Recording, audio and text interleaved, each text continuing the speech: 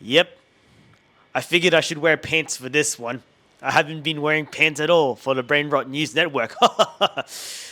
Anyway, I wanted to follow up on a YouTube video I made about the self help guru scam.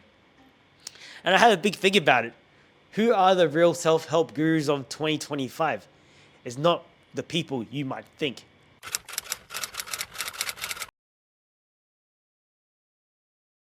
It's those who just live everyday life, struggles, and real stories, really. The ones who video blog about themselves and how they enjoy the little things in life, how they overcome their own mental struggles without having to sell a program on how to change your life in 20 days.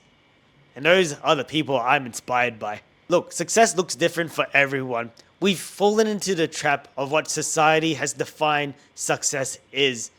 And when we work so darn hard towards it, we get stuck in this rut because it just that society just wants more from us, and we don't think about what we want. We just try to fit into the social norms, and I think that can be really dangerous. And the way I see it, success isn't a linear journey. You get these ups, downs, left, right, and it's not easy, but we can't beat ourselves over it. I really don't think we should. I do it all the time, but I've been practicing not to. And so that's what I like about these YouTubers who are smaller channels who are surprisingly growing pretty fast. They video blog about their lives, and each one of them have a different story. Here are some of the ones I love in following. There's a guy called Yudu's World. He's a Japanese man who's married to an Australian wife or American wife. If you're watching this, Yudu, correct me. But he moved from Japan to Australia and lives on rural property with his three kids. He's a stay-at-home dad to, I believe, two sons and a daughter. And he basically video blogs his life.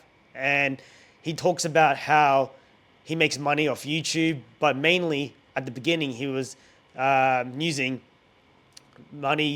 making money, from his music.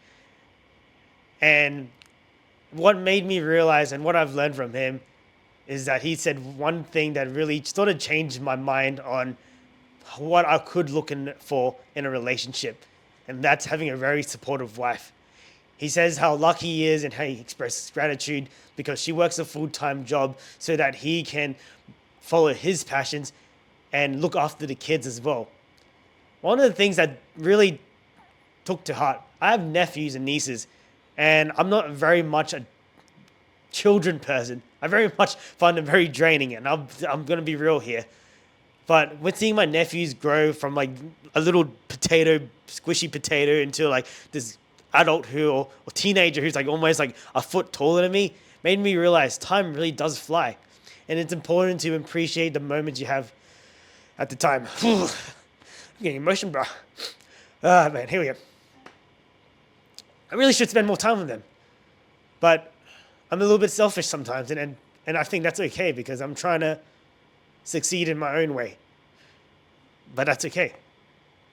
Moving on. Another channel I've found recently, she's a very small channel, only started out, is I believe her name is Enid Love Rose. Let's see my notes. Yep. So she is a recently single woman who had kids. They all moved out, and she's trying to find herself again through studying. I believe she's doing law. Correct me if I'm wrong if you're watching this, Enid. And basically, she talks about the cost of living in Australia. It can be really tough. Oh, shit. I don't know why I'm getting emotional over this, bro. Ah! Anyway. It makes me realize how lucky I have it too, because I live with my mum and dad. I don't really have to pay bills, really. I work a pretty stable job, but I still have things that go through my mind.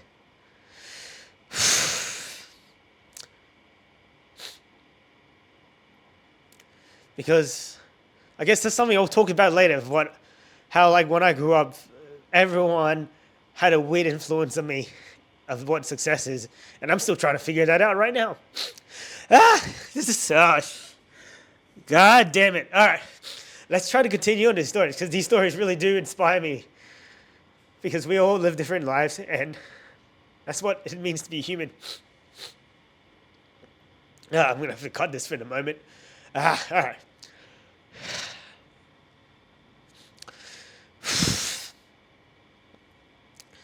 All right. So anyway, she's inspiring because she loves to make food hacks. She shows what she spends in a day, but she also reports when she breaks the budget. Where she's like, "I bought this banana bread." That's one thing I remember from her channel. And I made sure I would only eat one a day, but life got hard and I just fucking smashed it. And dude, I totally get it. I love eating food too. It's such a good form of comfort. And it's so she's so relatable. You guys have to check her channel out. Give her some damn support, bro, because man, life is hard, man. Anyway, and I'm not even like, I wasn't even thinking I was going to tear up doing this video, but here I am. Fuck. Let's move the fuck on.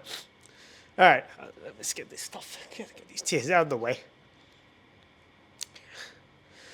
Alright. Another channel that came across good old YouTube algorithm was Heroes Rural Life in Japan. And he's just this guy, he lives in Japan. He was really sick during high school. Hold on, I need to compose myself. Let's do it. He lives his life in, he lives in Japan. He struggled a lot in high school because he had a lot of health problems. I think he's a sibling of 5 kids in his family. And he sort of found his purpose living in rural Japan.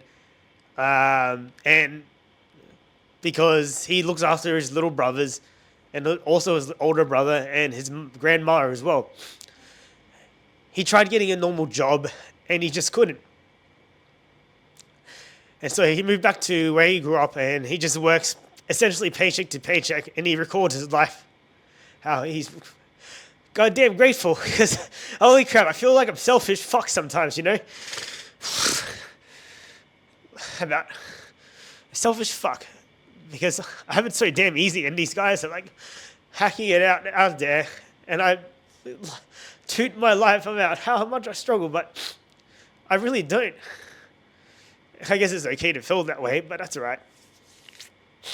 Shoot, bro. But he basically shows his simple living, the tough days, the rainy days, just everyday life that people experience. And I think these people just show it's okay to be vulnerable. And they do it just through vlogging their life. Man, if you guys are still sticking around with us, I appreciate you so damn much. And the final one I want to show you is the lonely immigrant couple. And they resonate with me a little bit because my mum and dad escaped the war. They went through way harder things than I ever did. And here I am, born. I'm on holiday in Vietnam right now, able to talk about these things with you because they came and gave me an education, which I took so bloody granted for. I never finished university. I got an arts degree in the end at the age of 27. And it didn't really take me anywhere. It was just a piece of paper and made me realize that society is so wrong because not everyone can follow the magical path to success. Everyone is going through something. Yeah, sorry, I'm just looking back on my laptop to make sure I didn't miss them anything. But okay, let's talk about the lonely immigrant couple. They're an Italian woman married to a Japanese man who moved to Australia. And they blog about how they are struggling with their stuff, but they try to find little joys in life. And one of the things that resonated with me was making new friends. Everyone is so busy with their own lives, especially with how things are costing. Hold on a second, I'll be right back. A friend's calling me.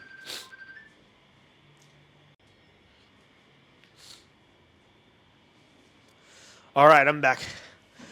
Anyway, talking about that couple, how making friends is so hard.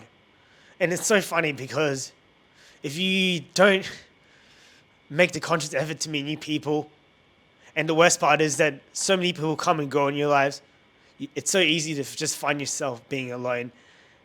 And although they're a couple together, they show that because they're a team, they're able to push through life, because life isn't easy. It isn't easy at all. And that's what inspired me a little bit, because I really should push myself a bit to make new friends. Friends who want to actually stick around, but also don't just latch onto somebody who just like, just because they're around, but actually people who resonate with you and who you have conversations that feel effortless. And if you don't feel like you can get there, the best way of doing it, and my personal experience, I'm not the self-help guru. I'm just saying from my experience. So you don't have to, you take this advice or suggestion with a grain of salt.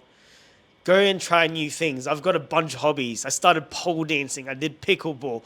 I met friends through that. I've met old friends. Oh, not met. I reconnected with some friends with mutual hobbies, or getting them into the hobbies. So to take away from these, the 4 people I've just mentioned, they're great. They're amazing. You guys need to watch them, because remember, as much as some people toot what success should be, everyone can define success in their own ways. You just need to figure out what it is. It taught me more than anything that I don't need to follow a footpath. I just need a goal and maybe create my own step to get there myself.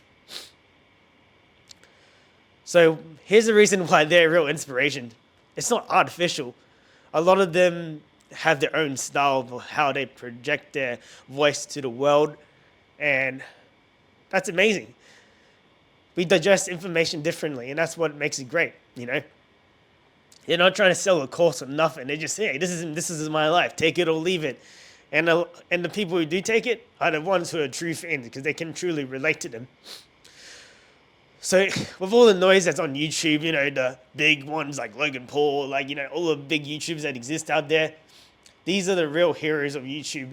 Because at the end of the day, I think as we get older, we just crave authenticity. Anyway, apologies for the breakdown.